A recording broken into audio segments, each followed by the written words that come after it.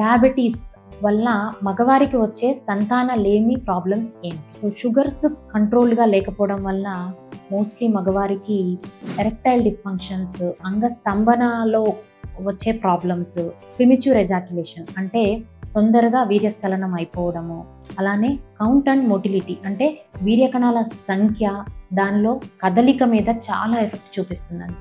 అంతేకాకుండా వీర్యకణంలో డిఎన్ఏ అనే ఒక మెటీరియల్ ఉంటుంది. ఆ డిఎన్ఏ షుగర్స్ కంట్రోల్గా లేకపోవడం వల్ల ముక్కలు ముక్కలుగా అయిపోయి బేబీని ఇచ్చినా కూడా మిస్క్యారేజెస్ అయ్యేదానికి ఎక్కువ అవకాశం ఉంటుంది. అంటే ఫ్రీక్వెంట్గా అబార్షన్స్ అయ్యేదానికి ఒక రీజను హస్బెండ్లో షుగర్స్ ఉండి షుగర్ లెవెల్స్ కంట్రోల్గా లేకపోవడం.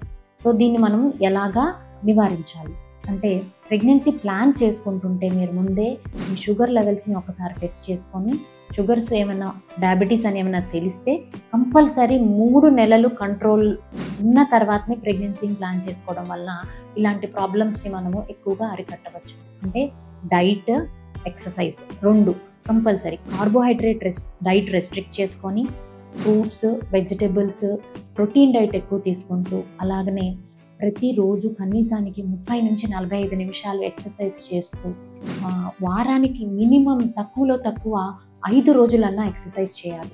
వీటితో పాటు డయాబెటీస్ ఉంటే కంపల్సరీ ఎవ్రీ 3 మంత్స్కి ఒకసారి ఫాస్టింగ్, పోస్ట్ లంచ్, తినక ముందు తిన్న తర్వాత షుగర్ లెవెల్స్ చెక్ చేసుకుంటూ HbA1c అనే టెస్ట్ చేసుకుంటూ కంట్రోల్గా ఉందా లేదా అనేది కంపల్సరీ మానిటర్ చేయడం చాలా చాలా ఇంపార్టెంట్.